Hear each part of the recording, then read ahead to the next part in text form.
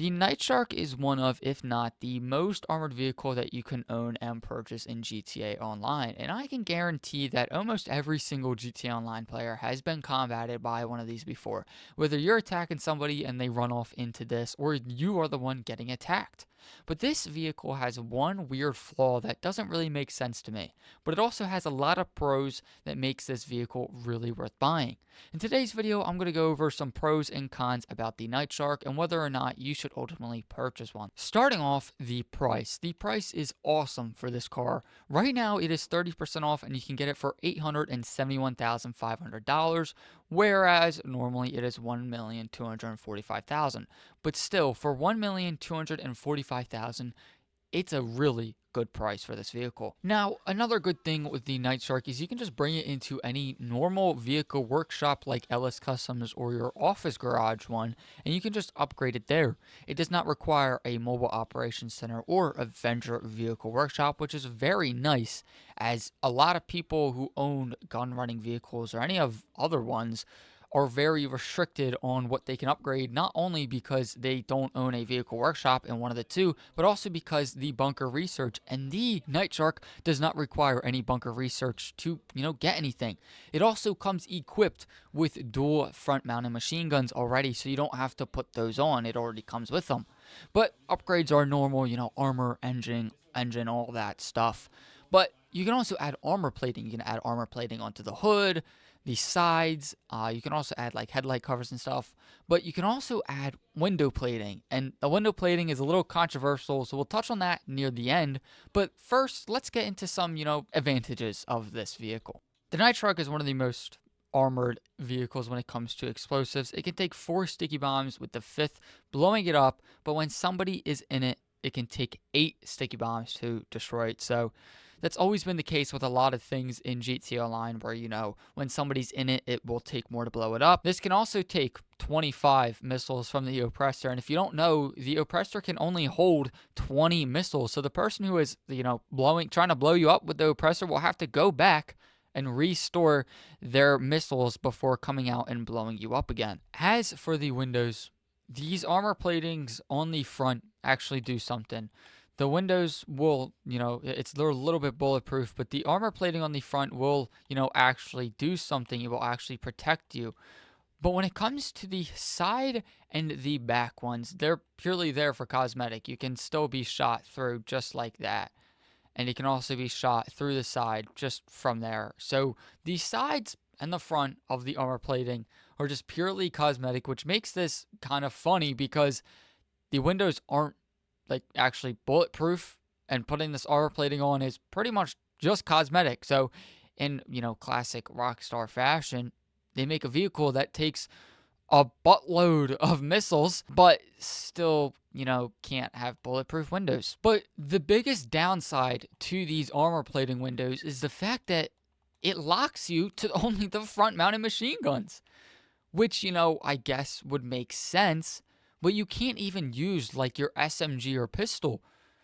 I would get not being able to throw sticky bombs out of this, okay?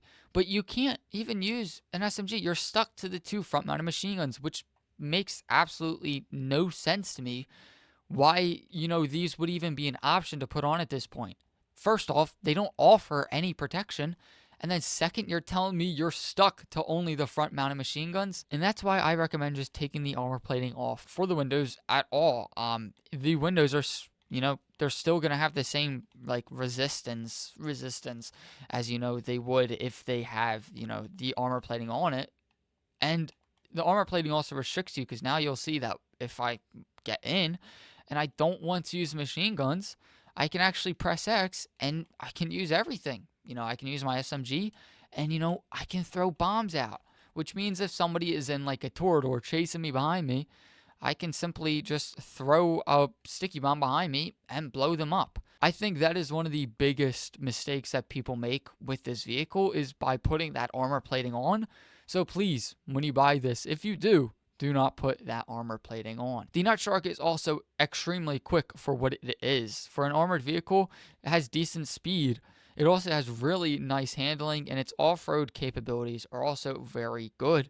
This makes it very easy for, going off-road if you're doing a mission or if you're staying on-road for a mission. So before I get into how this stacks up with Imani Tech vehicles nowadays, I just want to quickly go over what I said earlier, but in like a minute. Don't put the armor plating on the windows. The windows are the same bulletproof as if you have it on or have them off, and it limits you to what you can, use while inside the vehicle. It is one of the most armored vehicles. It takes a lot of missiles, and it also takes a lot from oppressors and deluxes, so you can ensure you will be safe riding in this thing if somebody starts shooting at you with, an oppressor. The armor plating on the side and the hood or stuff are just there for cosmetic and don't do anything. Only the armor upgrade that you spend, $50,000 on does. It also comes with dual front mounted machine guns, which aren't really useful for anything, as I mean, they're so low down that really all you could do is like maybe pop someone's tire with them, or, maybe get a kill off with them. I highly doubt it though. It is also one of the best performing armored vehicles with its speed, handling, and off-road capabilities. It allows you to pretty much go anywhere during a mission if required. And the price is also really good for just under 1.3 mil normal, currently on sale for 871,000. You can't go wrong with it this week. The windows not being really bulletproof at all or is a big downside, as you're not able to just drive into an area and just, kill them. The odds are you're going to get killed by the NPCs. But now let's get into, other armored vehicles and kind of how it stacks up, especially Imani Tech vehicles. Now, how do Imani Tech vehicles stack up to, the Nightshark? You can add the armor plating, and it makes it so you can take up like 2 more missiles, maybe 1 more in some cases. Imani Tech vehicles, most of them pretty much have a missile lock-on jammer. A lot of vehicles also have a missile lock-on jammer now, including the Duco Death, which we'll get to in a second. Imani Tech vehicles also actually have bulletproof glass in the front, as you can see, but Imani Tech vehicles actually have bulletproof glass, which it doesn't, the Nightshark doesn't have. Although when you shoot it with a minigun, obviously it breaks. Same with, I think, FMJ rounds. Yeah, FMJ rounds also, take 1 hit. But if you're just using a normal, machine gun like this, it's gonna take a while, a little bit longer for the, windows to get broken, which is a pretty nice advantage. You can also add slick mines to most Imani Tech vehicles, which aren't really a big positive. And you can also add front-mounted machine guns to Imani Tech vehicles, the same ones that are also on the Nightshark. Comparing it to the Duco Death, if I have to, choose one of the two to use, I would say the Duco Death is going to be a better use, as you can really only get shot out from this part. The windows on the side and the back are also, really resistant. It also has bulletproof windows. Along with that, you can shoot out of it. It might not come with front-mounted machine guns, but it also is a better performing car, as it is a muscle car. It also has a missile lock-on jammer, which this does not have, which I think would make this a little too overpowered. Now, many would say that the Nightshark is completely obsolete in GT Online in 2025, but I disagree. While putting the armor plating on the windows is like having screen doors on a car with bulletproof windows, it is still good for many things. And while I bet a lot of people would rather call in something like a Duco Death or a Imani Tech vehicle, nothing quite beats the Nightshark for various reasons. It's cheap, especially this week for $871,500 or a normal $1,245,000. They're both great prices, especially for a vehicle that can get unloaded on by oppressor missiles. And while it does not have a missile lock-on jammer, it still has way better armor than any Imani Tech. It is fast enough to keep up with most of them and has enough torque, weight, and momentum behind it to straight up bully Imani Tech vehicles off the road and pin them into a wall. They're also pretty hard to flip over with missiles, as Imani Tech vehicles like to, bounce around everywhere, and, they flip easily when they get hit. But the Nightshark and Imani Tech vehicles are good for their own reasons. The Nightshark is all about tanking damage, where the Imani Tech vehicles are meant to be evasive, a different kind of defense, and it is pretty interesting to see side by side. Now, if I had the option between the Nightshark or Duco Death, I think I'd choose the Duco Death. I feel like it kind of bridges the gap between the Nightshark and the armored Kuruma. Can take a few explosive hits and has excellent bullet protection except from the front, Great for PvE and for getting around the map in free mode, plus its heavy mass makes ramming stuff out of the way a breeze. While I do agree with many people saying that Imani Tech vehicles are great, in which, I agree, they all have their differences. Imani Tech vehicles are fast, bullet resistance, and can take a couple more explosives, but are also locked behind two paywalls, the agency and the vehicle workshop, along with the price to put those additional upgrades on, whereas the Nightshark comes ready to tank many explosions.